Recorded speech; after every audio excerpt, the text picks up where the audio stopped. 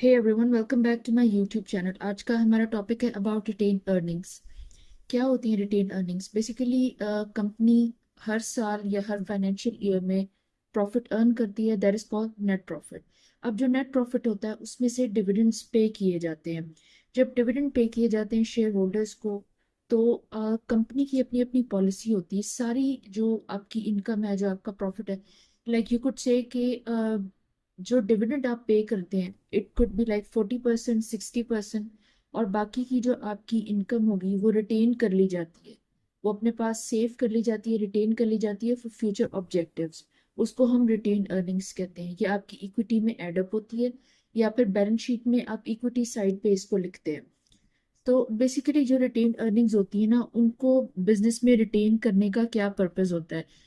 आपको किसी बड़े बिजनेस प्रोजेक्ट में आपने इन्वेस्टमेंट करनी होगी, फ्यूचर टाइम में बिजनेस की एक्सपेंशन करनी होगी, कोई मर्जर करना होगा, कोई एक्विजिशन करनी होगी, या फिर कोई आपने बिजनेस ने बड़ा लोन लिया होगा, उसे आप पे ऑफ करना चाह रहे होंगे, स्ट्रेटेजिक प्लान किया है आपने। या यू कुछ से आप जो आपके प्लांट मशीनरी होते हैं उसे अपडेट करना चाहते हैं, या कोई नया एसेट आप बाय करना चाहते हैं, जिससे आप अपनी जो प्रोडक्शन की, जो ऑपरेशन की एफिशिएंसी है, उसको इंक्रीज कर सकें, कैपेसिटी को इंक्रीज कर सकें, ताकि अपनी सेल्स इंक्रीज करें और अपने प्रॉफिट मार्जिन इंक्रीज करें, प्लस प्रॉफिट्स भी इंक्रीज करें। या फिर रिसर्च एंड डेवलपमेंट के लिए यूज होता है। इस तरह के बहुत सारे ऐसे लॉन्ग टर्म ऑब्जेक्टिव्स होते हैं, शॉर्ट टर्म ऑब्जेक्टिव्स होते हैं, जिसमें कंपनी को बिग कैपिटल की जरूरत होती है, बड़े कैपिटल की जरूरत होती है। तो इंस्टेड ऑफ कि हर दफा कंपनी बैंक से, डिफरेंट फाइनेंशियल इंस्टीट्यूशन से लोन ले, कंपनी की अपनी स्ट्रेटेजिक प्लानिंग होती है, जिसके थ्रू आप एक रिटेन अर्निंग्स का सेक्शन मेंटेन करते हैं, और वो आप इस तरह की जो है वो बिजनेस को ग्रो करने में, डेवलप करने में यूज कर लेते हैं उस अर्निंग को। तो उसे हम बेसिकली कहते हैं रिटेन अर्निंग्स। जो रिटेन अर्निंग्स होती हैं, आप उनको रिकॉर्ड कैसे करते हैं अपने पास? आप उनको रिकॉर्ड ऐसे करते हैं कि आपकी बिगनिंग रिटेन अर्निंग होती है, यानी जो आपके पिछले साल की, जो लास्ट आपका फाइनेंशियल ईयर था, उसकी जो रिटेन अर्निंग है, प्लस इस साल का जो नेट इनकम है या नेट प्रॉफिट है वो, या फिर लॉस है तो लॉस को माइनस करते हैं।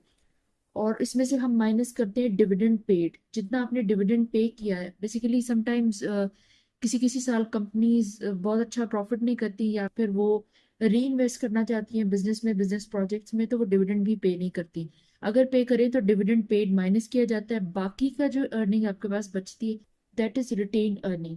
कंपनी उसको रिटेन अर्निंग के तौर पर लिखती है अपने पास बैलेंस शीट में, राइट साइड पे इक्विटी के सेक्शन में उसको लिखा जाता है, मेंटेन किया जाता है, उसको रिकॉर्ड किया जाता है। तो basically this is retain earning. ये पर्पसेस होते हैं रिटेन अर्निंग्स को रिटेन करने का, कीप करने का बिजनेस में।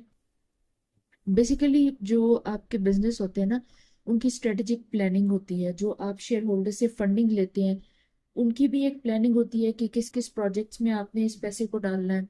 फिर जो आप लोन लेते हैं बैंक से, डिफरेंट फाइनेंशियल इंस्टीट्यूशन से, उनके पीछे भी एक पूरा प्लान होता है कि आपने वो पैसा कहाँ यूज करना है। इसी तरह से जो आपकी रिटेन अर्निंग्स होती हैं, उसके पीछे भी प्लान होता है कि आपने उसको कहाँ पे यूज करना है।